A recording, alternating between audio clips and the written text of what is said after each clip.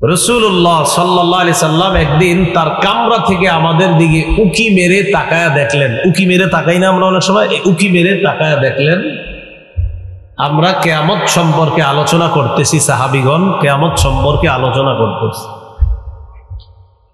فقال رسول الله صلى الله عليه وسلم لا تقوم الساعة حتى تكون 10 آيات। রাসূলুল্লাহ সাল্লাল্লাহু আলাইহি সাল্লাম বলেন 10টা বড় বড় নিদর্শন দেখা না যাওয়ার আগ পর্যন্ত কিয়ামত ঘটবে না। কয়টা? 10টা। মুখস্থ করতে পারবেন নি? ইনশাআল্লাহ। 1 নম্বর তুলুউশ শামসি মিন মাগরিবিহা, সূর্য ওঠে কোন দিক থেকে? ডেলি পূর্ব দিক থেকে।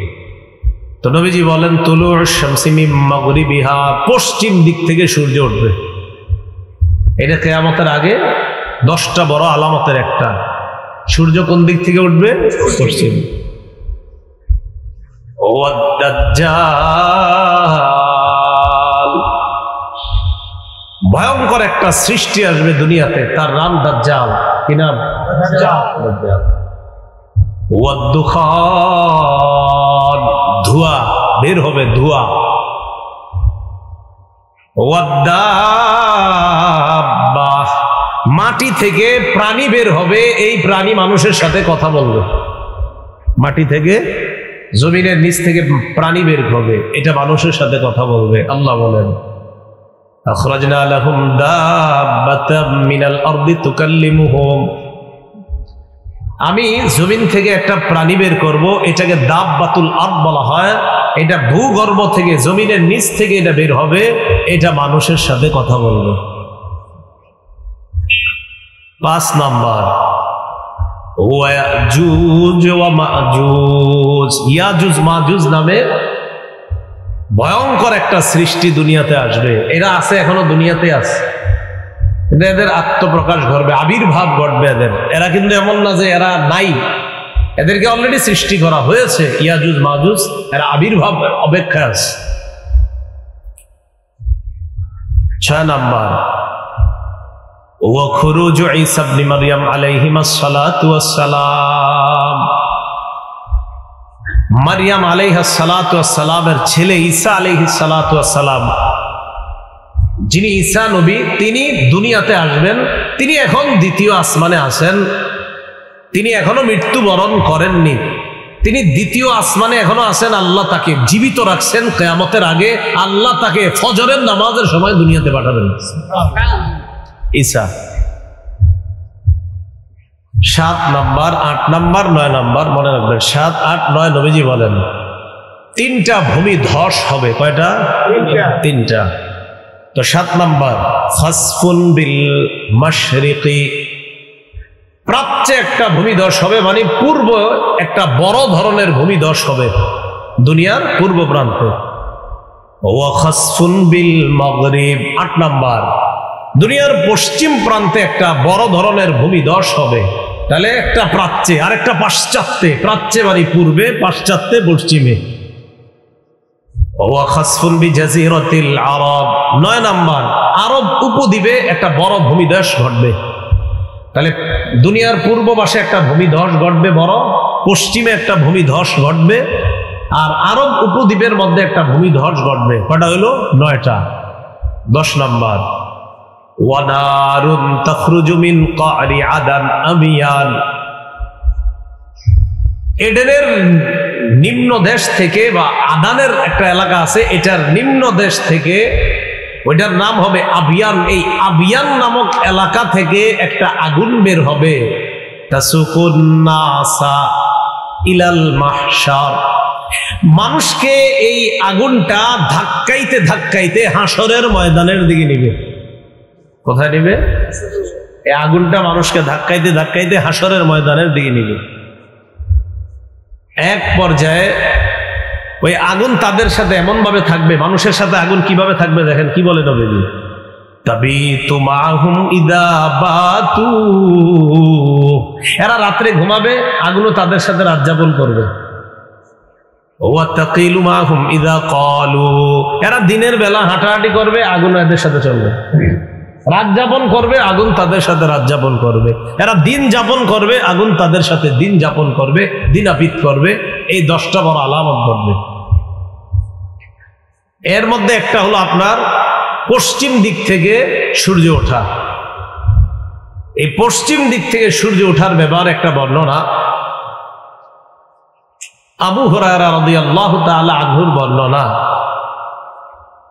قال رسول الله صلى الله عليه وسلم, ইবনে মাজার 4068 নম্বর হাদিসের বর্ণনা। قال رسول الله صلى الله عليه وسلم لا تقوم الساعة حتى تطلع الشمس من مغربها। নবীজি বলেন, সূর্য যতক্ষণ পশ্চিম দিক থেকে না উঠবে ততক্ষণ কিয়ামত ঘটবে না, ততদিন কিয়ামত হবে না। ফাইদা তালাআত, হঠাৎ একদিন সূর্য যখন পশ্চিম দিক থেকে উঠবে, ওঠার পর ওয়ারাআহান নাস, মানুষ ওই সূর্যটাকে দেখবে। মানুষ দেখবে প্রতিদিন সূর্য ওঠে পূর্ব দিক থেকে, আসতে যেন পশ্চিম দিক থেকে। ওয়া আমানা মান আলাইহা, দুনিয়ার মধ্যে যারা থাকবে সবাই ঈমান আনবে। সূর্য কোন দিক থেকে দেখে ঈমান আনবে? তো ঈমান আনার পর নবীজি বলেন, ফাযালিকা হিনা লা ইয়ানফাউ নাফসান ঈমানুহা লাম তাকুন আমানাত মিন ক্বাব। রাসূলুল্লাহ সাল্লাল্লাহু আলাইহি সাল্লাম বলেন, তখন ঈমান আনলে আর কোনো কাজ হবে না। তাহলে মানুষ একদিন হঠাৎ দেখবে পশ্চিম দিক থেকে সূর্য উঠছে, সবাই ঈমান আনবে। হা হা, আরে নবী না বলছে যে পশ্চিম দিক থেকে সূর্য উঠবে, তাহলে তো নবীর কথাই সত্য, জান্নাত সত্য, জাহান্নাম সত্য। তখন বলবে, আল্লাহ আপনারে বিশ্বাস করলাম, নবীর উপর ঈমান আনলাম। আল্লাহ কয়, রাসূল সাল্লাল্লাহু আলাইহি সাল্লাম কোরআনের আয়াত দিয়ে দলিল দিয়ে বলেন যে কথাটা আল্লাহই বলছেন কোরআনের মধ্যে, ইয়াউমা লা ইয়ানফাউ নাফসান ঈমানুহা লাম তাকুন আমানাত, সেদিন তাদের ঈমান তাদের কোনো কাজে আসবে না। তাহলে বলেন তো, পশ্চিম দিক থেকে সূর্য ওঠার পর যদি কেউ ঈমান আনে, এই ঈমান গ্রহণযোগ্য হবে? কোনো কাজ হবে না। আরেকটা কথা মনে রাখবেন, পশ্চিম দিক থেকে সূর্য আর জমিন থেকে যে প্রাণী বের হবে, এই দুইটা একদম কাছাকাছি সময় হবে। পশ্চিম দিক থেকে সূর্য ওঠার ঘটনাটা আর জমিন থেকে যে প্রাণী বের হবে, এই দুইটা খুব দ্রুত সময়ের মধ্যে ঘটবে। ইবনে মাজার 4069 নম্বর হাদিসের বর্ণনা। عن عبد الله بن عمرو رضي الله تعالى عنهما قال سمعت رسول الله صلى الله عليه وسلم يقول خروج آية تطلع الشمس من مغربها অথবা আউয়ালুল আয়াতি খুরুজান তাতলু'ু শামসু মিন মাগরিবিহা ওয়া খুরুজুদ দাব্বাতি আলান নাসি দুহা। রাসূলুল্লাহ সাল্লাল্লাহু আলাইহি সাল্লাম বলেন, সূর্য পশ্চিম দিক থেকে উদিত হবে, আর দিনের শুরুতে মানুষের কাছে হঠাৎ একটা প্রাণী মাটির নিচ থেকে উদিত হবে, মানুষের সাথে কথা বলবে। এটা কখন হবে? দিনের শুরু সময়, দিনের শুরু ভাগে। মনে করেন আগামীকাল শুরু হবে না, এই দিনের শুরু ভাগে একটা প্রাণী জমিন থেকে বের হবে। বের হওয়ার পর এই প্রাণীটা মানুষের সাথে কথা বলবে। তো বলতে চাইছি, এই প্রাণীটা আর সূর্য পশ্চিম দিকে উঠার ঘটনাটা একদম কাছাকাছি, মানে একটার পরে আরেকটা ঘটবে। যত বলো 10টা জানলাম, 10টার মধ্যে এই দুইটাও আছে না, সূর্য পশ্চিম দিক থেকে ওঠা আর প্রাণী বের হওয়া, এই দুইটা একদম কাছাকাছি হবে। প্রাণী যেটা দাব্বাতুল আরদ, বলেন তো কি এটার নাম? দাব্বাতুল আরদ, মানে ভূগর্ভ থেকে একটা প্রাণী বের হবে, এটাকে দাব্বাতুল আরদ বলা হয়। এটার ব্যাপারে ইবনে মাজার 4066 নম্বর হাদিসের মধ্যে আসছে। عن أبي هريرة رضي الله تعالى عنه قال قال رسول الله صلى الله عليه وسلم, নবীজি বলেন, তাখরুজুদ দাব্বা ওয়া মাআহা খাতামু সুলাইমান ওয়া মাআহা খাতামু সুলাইমান ইবনে দাউদ আলাইহিস সালাতু ওয়াস সালাম ওয়া আসা মূসা ইবনে ইমরান আলাইহিস সালাতু ওয়াস সালাম। নবীজি বলেন, মাটির নিচ থেকে যেই প্রাণীটা বের হবে, এই প্রাণীটার সাথে সুলাইমান নবীর আংটি থাকবে আর মূসা নবীর লাঠি থাকবে। এই বুঝছেন নি, যেই প্রাণীটা মাটির নিচ থেকে বের হবে এটার সাথে সুলাইমান নবীর আংটি থাকবে আর মুসা আলাইহিস সালামের লাঠি থাকবে। এখন কথা হলো কি কি থাকবে? আংটি আর লাঠি। তাজলু ওয়াজহাল মুমিনি বিল আসা, মুসা নবীর লাঠি দিয়া এই প্রাণীটা মুমিনদের চেহারা খালি উজ্জ্বল করবে, ধরবে আর উজ্জ্বল হবে, ধরবে উজ্জ্বল হবে। তাজলু ওয়াজহাল মুমিনি বিল আসা, মুসা নবীর লাঠি দিয়া চেহারা শুধু উজ্জ্বল করবে, মুমিনদের চেহারা। ওয়া তাখতিমু আনফাল কাফিরি বিল খাতাম, সুলাইমান নবীর আংটির মাধ্যমে কাফেরদের নাকের মধ্যে চিহ্ন দেওয়া হবে, চিহ্নিত করা হবে। এইভাবে চিহ্নিত করার পর হাত্তা আন্না আহলা, এমনকি মানুষগুলা লা ইসতামিউনা, একত্রিত হবে। ফায়াকুলু হাযা ইয়া মুমিন ওয়া ইয়াকুলু হাযা ইয়া কাফের, মানুষ একত্রিত হয়ে ওই যে মুসা নবীর লাঠি আর সুলাইমান নবীর আংটি, একটার কারণে চেহারা উজ্জ্বল হলো ইমানদারদের, আরেকটার কারণে বেঈমানদের নাকের মধ্যে আরো চিহ্নিত করা হয়েছে এটা বেঈমান।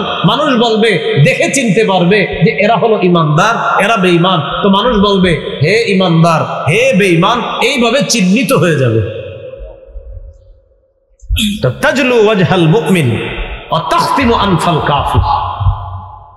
আল্লাহ আমাদের সকলকে ঈমান নিয়ে বাঁচার তৌফিক দান করেন।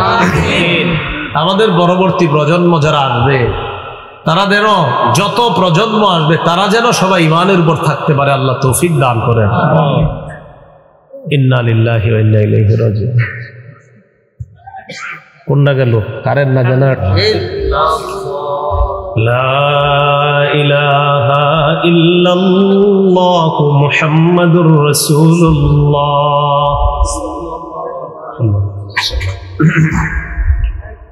আমরা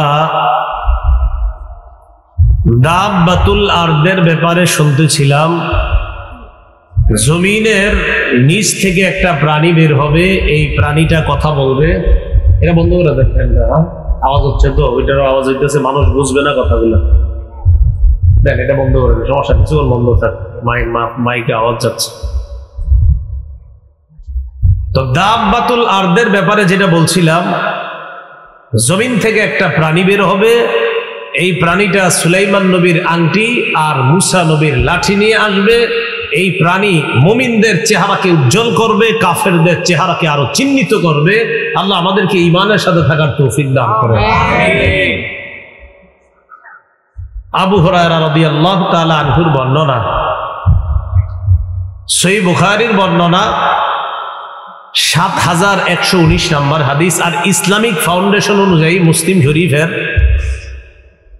৭০১২ নম্বর হাদিস। ইসলামিক ফাউন্ডেশনের যে হাদিসের নাম্বারগুলা এই অনুযায়ী ৭০১২, আর বুখারী শরীফের ৭১১৯ নম্বর হাদিস। এই হাদিসের মধ্যে আসছে, খুব মন দিয়ে শোনেন এটা।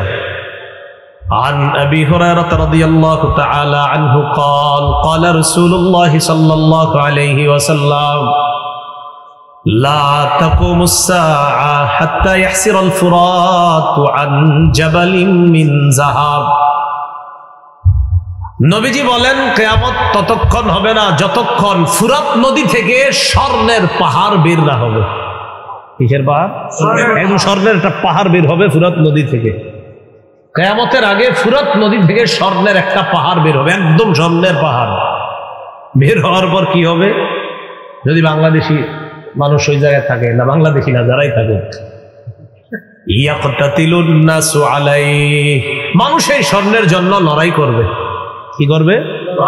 লড়াই। এই জন্য বাংলাদেশের নামটা বললাম, আর কিছু মনে করেন না। ইয়াকতাতিলুন নাসু আলাইহি, মানুষ লড়াই করবে।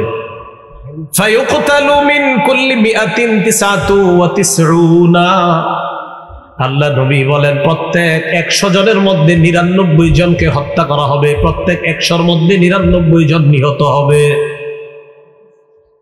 নবীজি বলেন কিয়ামতের আগে ফুরাত নদী থেকে স্বর্ণের পাহাড় বের হবে। এই স্বর্ণের পাহাড় জন্য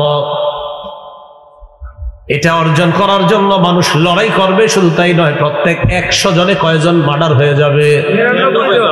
কারণ স্বর্ণের পাহাড় কে ছাড়বে বলেন? এটা অর্জনের জন্য যাবে, প্রতি 100 জনে 99 জন খুন হয়ে যাবে। ফায়াকুল কুল্লু রাজুলিম মিনহুম, তাদের প্রত্যেকে বলবে লাআল্লি আকুনু আনাল্লাযী আনজু, মনে হয় আমি বিজয় হব। তাদের প্রত্যেকের আশা যে আমি বিজয় হব লড়াইয়ে, আর বিজয় হওয়ার পর এই ফুরাত নদীর স্বর্ণের পাহাড় আমি নিব, এটা তাদের প্রত্যেকের মনে হবে। তাহলে কিয়ামতের আগে ফুরাত নদী থেকে একটা স্বর্ণের পাহাড় বের হবে, এটার জন্য মানুষ লড়াই করবে, প্রতি 100 জনে 99 জন খুন হবে, এরপরে প্রত্যেকে বলবে এটা আমি পাবো। এই নিয়ম থাকবে সবার। এই হাদিসটা বুখারী এবং মুসলিম উভয়টা মিলায়া হাদিসটা, সহিহ বুখারীর 7119 আর মুসলিম শরীফের 7012 নম্বর হাদিস, ইসলামিক ফাউন্ডেশনের সিরিয়াল অনুযায়ী। কিয়ামতের আগে পাথর কথা বলবে। কে? পাথর। পাথর কথা কয়নি? কিয়ামতের আগে পাথর কথা বলবে। এজন্য পাথরে বিশ্বাস করেন না কিন্তু, আবার সাবধান। অনেকে আবার পাথরে বিশ্বাস করেন। বিশ্বাস সন্তান হবে না হবে এই বিশ্বাস একমাত্র এক জায়গায়, হ্যাঁ, অন্য কোথাও না। সহিহ বুখারীর বর্ণনা 2926 নম্বর হাদিস, 2926। قال رسول الله صلى الله عليه وسلم لا تقوم الساعة حتى تقاتلوا اليهود। নবীজি বলেন কিয়ামত ততক্ষণ সংগঠিত হবে না যতক্ষণ তোমরা ইহুদিদের সাথে লড়াই না করবা। দাজ্জাল আসবে, আসার পর এই দাজ্জালের সাথে ইহুদিরা যোগ দিবে, তাদের সাথে লড়াই হবে। এক পর্যায়ে হাত্তা ইয়াকুলাল হাজারু ওয়ারাআহু ইয়াহুদিয়ুন, পাথরের পিছনে ইহুদি লুকিয়ে থাকবে, ওই পাথর কথা বলা শুরু করবে আর বলবে ইয়া মুসলিমু হাদা ইয়াহুদিয়ুন ওয়ারাই, ও মুসলমান আমার পিছনে একজন ইহুদি লুকিয়ে আছে, ফাকতুলহু, হত্যা করো। পাথর বলবে মুসলমান আমার পিছে একটা লুকিয়ে আছে, ধরো এটাকে। দাজ্জালের সাথে এরা থাকবে, এদের সাথে লড়াই হবে। তো পাথর কথা বলবে। তাহলে কি বুঝলাম? কিয়ামতের আগে 10টা বড় বড় আলামত ঘটবে। এর মধ্যে যেটা উল্লেখযোগ্য বললাম, সূর্য উদিত হওয়া আর প্রাণী বের হওয়া, এটা কাছাকাছি সময়ে ঘটবে। ফুরাত নদী থেকে স্বর্ণের পাহাড় বের হবে, পাথর কথা বলবে, এই অবস্থা হবে। আল্লাহ আমাদের সকলকে যে কোনো ধরনের ফিতনার সময়ও যেন আমরা ঈমানকে মজবুত রাখতে পারি, আল্লাহ তৌফিক দান করেন। এই 10টার মধ্যে সবচেয়ে ভয়ঙ্কর যে ফিতনাটা, তার নাম দাজ্জাল। বলেন সবাই, কি নাম? দাজ্জাল। মুসলিম শরীফের বর্ণনা 7128 নম্বর হাদিস, ইসলামিক ফাউন্ডেশনের সিরিয়াল অনুযায়ী এই হাদিসের মধ্যে আসছে قال رسول الله صلى الله عليه وسلم, নবীজির সাহাবী ইমরান ইবনে হুসাইন থেকে বর্ণনা, তিনি বলেন রাসূলুল্লাহ সাল্লাল্লাহু আলাইহি সাল্লাম ইরশাদ করেছেন, মা বাইনা খালকি আদামা ইলা কিয়ামিস সাআ খালকুন আকবারু মিনাদ দাজ্জাল। আল্লাহ নবী বলেন আদম নবীর সৃষ্টি করার পর থেকে কিয়ামত পর্যন্ত দাজ্জালের চাইতে ভয়ঙ্কর এমন সৃষ্টি আর দুনিয়ার মধ্যে হবে না। আদম নবী থেকে কিয়ামত পর্যন্ত যত সৃষ্টি আল্লাহ বানাইছে, এই দাজ্জালের চেয়ে ভয়ঙ্কর সৃষ্টি আর দুনিয়াতে হবে না। তাহলে কি জানলাম? দাজ্জাল হবে সবচেয়ে ভয়ঙ্কর একটা সৃষ্টি, ভয়ঙ্কর একটা ফিতনা। দাজ্জালের ব্যাপারে আরেকটা জিনিস মনে রাখবো, দাজ্জালের 2 চোখের মাঝখানে কপালের এই জায়গায় লেখা থাকবে কাফের। বলেন কি লেখা থাকবে? কাফের। সহিহ বুখারীর বর্ণনা 7131 নম্বর হাদিস, عن أنس بن مالك رضي الله تعالى عنه قال قال رسول الله صلى الله عليه وسلم, আনাস রাদিয়াল্লাহু তাআলা আনহুর বর্ণনা, রাসূলুল্লাহ সাল্লাল্লাহু আলাইহি ওয়াসাল্লাম ইরশাদ করেন,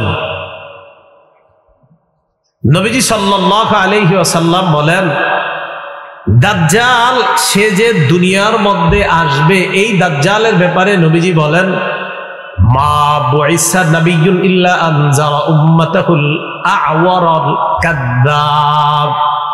এমন কোন নবী দুনিয়াতে আসে নাই যেই নবী তার জাতিকে কানা মিথ্যাবাদী দাজ্জালের ব্যাপারে বলে নাই। এই হাদিস থেকে বুঝলাম দুনিয়ার সব নবীরা তার জাতিকে মিথ্যাবাদী কানা দাজ্জালের ব্যাপারে বলছে।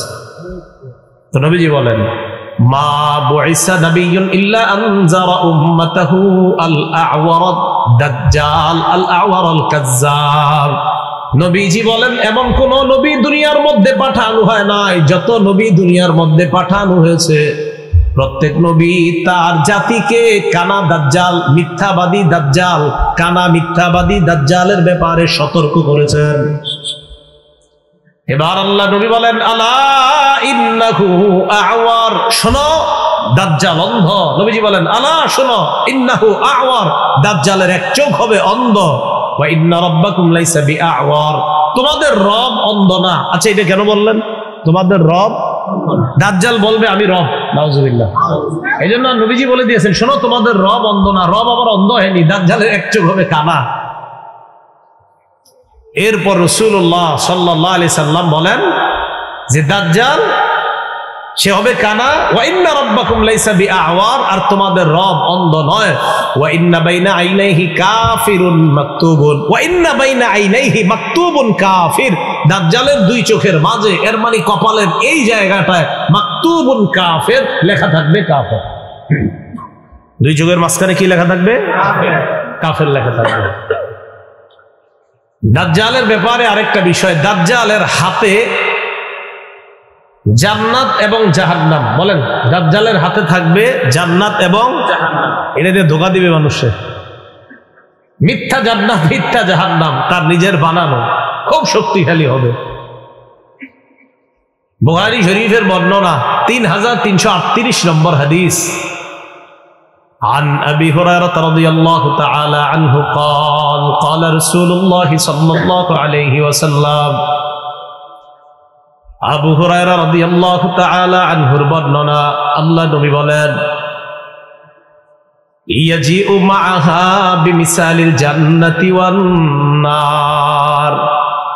নবীজি বলেন, দাজ্জাল তার সাথে জান্নাত আর জাহান্নামের মতো মিথ্যা দুইটা জিনিস নিয়ে আসবে। এরপর দাজ্জাল বলবে, আল্লাতী হিয়া জান্নাহ, দাজ্জাল বলবে এই দেখো এটা জান্নাত। দাজ্জাল বলবে আর কি, এটা জান্নাত। নবীজি বলে, সে যেটাকে জান্নাত বলবে হিয়ান নার, এটাই জাহান্নাম। দাজ্জাল বলবে এটা জান্নাত, নবীজি বলে সে যেটাকে জান্নাত বলবে এটাই জাহান্নাম। এটা কি হবে? জাহান্নাম। তো দাজ্জাল মিথ্যা জান্নাত জাহান্নাম নিয়ে আসবে। রাসূল বলে সে যেটাকে জান্নাত বলবে এটাই হবে জাহান্নাম। দাজ্জালের চুলগুলো হবে কোকড়ানো। দাজ্জালের চুল হবে কি? কোকড়ানো হবে। ইবনে মাজার 4071 নম্বর হাদিসের বর্ণনা। হুযায়ফা রাদিয়াল্লাহু তাআলা আনহুর বর্ণনা, ক্বালা রাসূলুল্লাহ সাল্লাল্লাহু আলাইহি ওয়াসাল্লাম, আল্লাহ নবী বলেন, আদ-দাজ্জালু আ'ওয়ারু আইনিল ইউসরা, দাজ্জালের বাম চোখ হবে কানা। জুফালুশ শারি, চুলগুলা হবে কোকড়ানো। দাজ্জালের চুলগুলা হবে কোকড়ানো আর দাজ্জালের বাম চোখ হবে কানা। এবার রাসূল সাল্লাল্লাহু আলাইহি সাল্লাম বলেন, দাজ্জালের ডান হাতে বাম হাতে ঠান্ডা পানি গরম পানি থাকবে। ঠান্ডা, জান্নাত জাহান্নাম আছে তো, আবার ঠান্ডা পানি আর গরম পানিও থাকবে। তো সাধারণত আমাদের কোন পানিটা খাইতে মন চায়, ঠান্ডাটা না গরমটা? ঠান্ডাটা। এই ঠান্ডা পানি গরম পানি থাকবে দাজ্জালের কাছে। সহিহ বুখারী 3450 নম্বর হাদিসের বর্ণনা। قال رسول الله صلى الله عليه وسلم, রাসূলুল্লাহ সাল্লাল্লাহু আলাইহি সাল্লাম বলেন, ইন্নামা আদ-দাজ্জাল ইযা খারাজা মাআন ওয়া নার।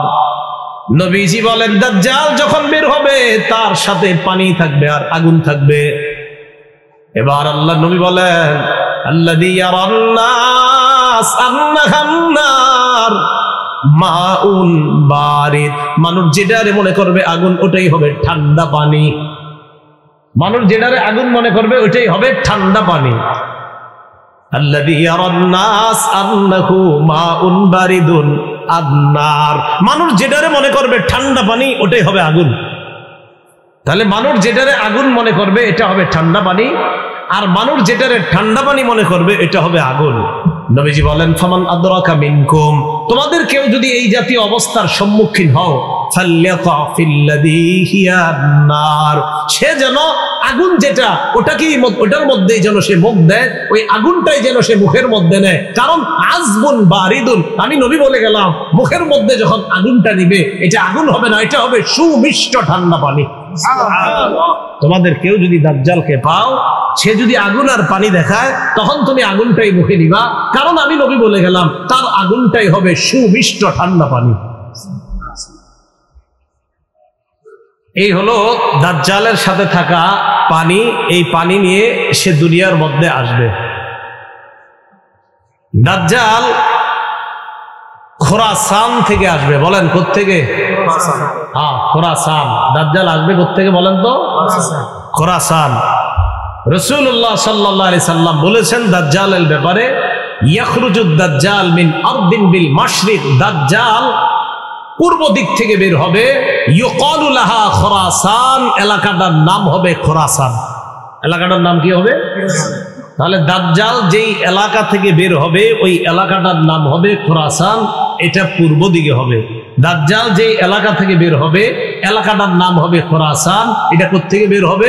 পূর্ব দিক থেকে বের হবে। ইবনে মাজাহ 4072 নম্বর হাদিস, রাসূলুল্লাহ সাল্লাল্লাহু আলাইহি সাল্লাম বলেন দাজ্জাল পূর্ব দিক থেকে বের হবে, তার এলাকাটার নাম হবে খোরাসান। দাজ্জালের ব্যাপারে আসছে 40 দিন, 40 মাস বা 40 বছর, যেটা হোক 40 দিনের হায়াত নিয়ে দাজ্জাল দুনিয়াতে আসবে। কোন বর্ণনায় দেখবেন 40 বছর আছে, ইবনে মাজার এক বর্ণনায় 40 বছরের কথা আছে, বাকি কিছু বর্ণনায় 40 দিনের কথা আছে। 40 দিন হইলেও কিন্তু অবস্থা খারাপ। প্রথম দিনটা হবে 1 বছরের সমান, দ্বিতীয় দিনটা হবে 1 মাসের সমান, তৃতীয় দিনটা হবে 1 সপ্তাহের সমান, বাকি দিনগুলো হবে আমাদের দিনের মতোই। তো দাজ্জাল এইভাবে আপনার পৃথিবীর মধ্যে আত্মপ্রকাশ করবে। আর দাজ্জাল হবে আদম নবী থেকে যত সৃষ্টি আল্লাহ বানাইছে সবচেয়ে ভয়ঙ্কর সৃষ্টি। এগুলা হলো কিয়ামতের আলামত। দাজ্জাল যখন পৃথিবীর মধ্যে আসবে ওই সময় পৃথিবীতে আরেকজন কিয়ামতের আলামত হিসাবে যিনি থাকবেন, এটা ভালো, ইমাম মাহদি। বলেন কি নাম? ইমাম মাহদি। তো ইমাম মাহদি আগে থেকেই থাকবেন। ইমাম মাহদির ব্যাপারে আমাদের আকীদাটা ভালো করে মনে রাখবেন। আপনাদের এই এলাকার একজন হঠাৎ বলে ফেললো আমি ইমাম মাহদি, কথার কথা বলে, এরকম বলতেছে অনেকে। দেখবেন হঠাৎ হোমনা থেকে যদি একজন বলে ফেলে আমি ইমাম মাহদি, আপনাকে অনেকে বলবে হইতেও পারে না, কথার কথা। ইমাম মাহদি তিনি হবেন যার সাথে নবীর বক্তব্য মিলে যাবে। বলেন ইমাম মাহদি তিনি হবেন যার সাথে নবীজির বক্তব্য মিলে যাবে। তো নবীজির বক্তব্য আমরা মিলাই। ইবনে মাজার 4083 নম্বর হাদিসের বর্ণনা, عن أبي سعيد الخدري رضي الله تعالى عنه أن رسول الله صلى الله عليه وسلم قال يكون في أمتي المهدي إن قصر فسبع وإلا فتسع। আল্লাহ নবী বলেন মাহদি আমার উম্মতের মধ্য থেকেই হবে। মাহদি দুনিয়ার মধ্যে 7 বছর অথবা 9 বছর রাজত্ব করবে। কয় বছর? বলেন তো, মাহদি এই উম্মতের মধ্য থেকে হবে, রাজত্ব করবে কয় বছর? 7 বছর অথবা 9 বছর। বাস একটা ধারণা পাইলাম আমরা। এবার আরেকটা ধারণা, মাহদি পুরো পৃথিবীতে ইনসাফ এবং ন্যায় বিচার প্রতিষ্ঠিত করবেন। পুরা পৃথিবীতে ইনসাফ ন্যায় বিচার প্রতিষ্ঠিত করবেন। আবু দাউদ শরীফের 4285 নম্বর হাদিসের বর্ণনা, 4285 এই হাদিসের মধ্যে আসছে। এটার বর্ণনাকারী আবু সাঈদ খুদরি রাদিয়াল্লাহু তাআলা আন্না রাসূলুল্লাহ সাল্লাল্লাহু আলাইহি ওয়াসাল্লাম قال, নবীজি বলেন আল মাহদি মিন্নি, মাহদি হবে আমার বংশের। নবীজি বলেন মাহদি হবে আমার বংশের। এরপর আল্লাহ নবী বলেন আমার বংশের মাহদি হবে। মাহদি যখন দুনিয়ার মধ্যে আসবে, আসার পর আজলাল জাবহা, কপালটার দিকে তাকাইবা, তাকায় দেখবা মাহদির কপালটা হবে চওড়া উজ্জ্বল। আকনাল আনফি, নাকটা হবে উঁচু। মাহদির কপাল হবে উজ্জ্বল, নাক হবে উঁচু। এরপর নবীজি সাল্লাল্লাহু আলাইহি ওয়াসাল্লাম বলেন ইয়ামলিকু ফিল আরদ, ইয়ামলাউ ফিল আরদি কিসতান ওয়া আদলা কামা মুলিআত যুলমান ওয়া জাওরা। পুরা পৃথিবী যেমন জুলুম নির্যাতনার পাশবিকতায় ভরে যাবে, মাহদী এসে জুলুমের বিপরীতে পুরা দুনিয়াতে ইনসাফ কায়েম করবে। তাহলে মাহদীর ব্যাপারে দুইটা বিষয় জানলাম, 7 বছর বা 9 বছর রাজত্ব করবে। আরেকটা জানলাম তার কপাল হবে চওড়া, নাক হবে উঁচু, তিনি মুহাম্মদ সাল্লাল্লাহু আলাইহি সাল্লামের বংশ থেকে হবে। মুহাম্মদ সাল্লাল্লাহু আলাইহি সাল্লাম বংশ মানি ফাতেমার বংশ থেকে, ফাতেমার বংশ মানি হযরত হাসানের বংশ থেকে। আসবে একটু পরে বলতেছি, দেখেন মাহদী যিনি হবেন তারে আল্লাহ এক রাতেই খেলাফতের যোগ্য বানায়া দিবেন। সুবহানাল্লাহ। কয় রাতে? এক রাতে। ইবনে মাজার 4085 নম্বর হাদিসের বর্ণনা, عن علي بن أبي طالب رضي الله تعالى عنه قال قال رسول الله صلى الله عليه وسلم, নবীজি বলেন আল মাহদিয়্যু মিন্না আহলাল বাইতের একজন, মাহদী আমাদের আহলে বাইতদের মধ্য থেকেই হবে, মাহদী আমাদের আহলে বাইতদের মধ্য থেকে হবে। ইউসলিহুল্লাহু ফি লাইলা, আল্লাহ নবী বলেন মাহদী যিনি হবে তাকে আল্লাহ পাক রব্বুল আলামিন এক রাতের মধ্যে খেলাফতের যোগ্য বানিয়ে দিবেন। তাহলে একজন ব্যক্তির মাঝে সবগুলা পাওয়া যাইতে হবে, আলামত পাওয়া গেলে তিনি হবে মাহদী। এরপরে আসেন মাহদী যিনি হবেন,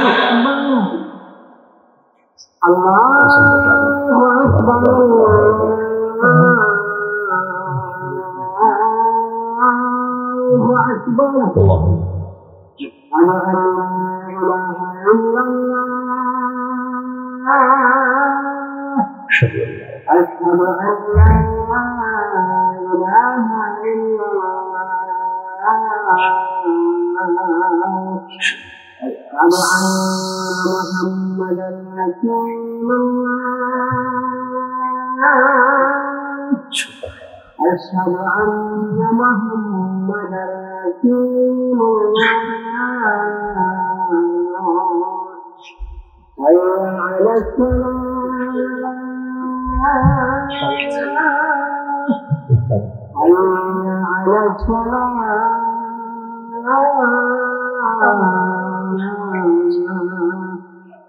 حي على الفلاح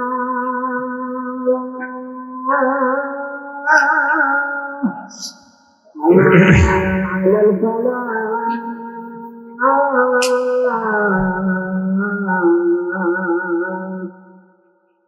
الله أكبر الله أكبر لا إله إلا الله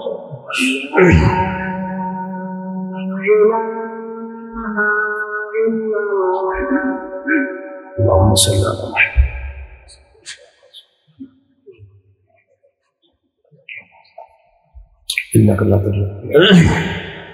বলছিলাম যিনি মাহদী হবেন তাকে আল্লাহ এক রাতে খেলাফতের যোগ্য বানাবেন। এই কথাগুলো কেন বলার প্রয়োজনীয়তা দেখা দিচ্ছে, ফেসবুকটা যারা ব্যবহার করেন এত বেশি আপনারা এগুলা লেখালেখি করেন, মনে হয় যে ইমাম মাহদী কালকে সকালে আইসা করছে, এরকম একটা। অনেকে তো আগামী বিভিন্ন শুক্রবারে কিয়ামত নিয়ে আসেন, এই একটা বিষয়। আপনার এই বিষয়গুলো আমরা একটু সতর্ক থাকা।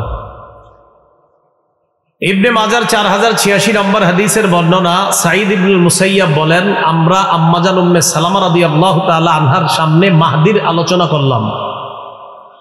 আম্মাজান উম্মে সালামা বললেন, সামিআতু রাসূলুল্লাহি সাল্লাল্লাহু আলাইহি ওয়াসাল্লাম ইয়াকুল আল মাহদিয়্যু মিন ওয়ালাদি ফাতিমা, মাহদী ফাতেমার বংশের হবে। সুবহানাল্লাহ।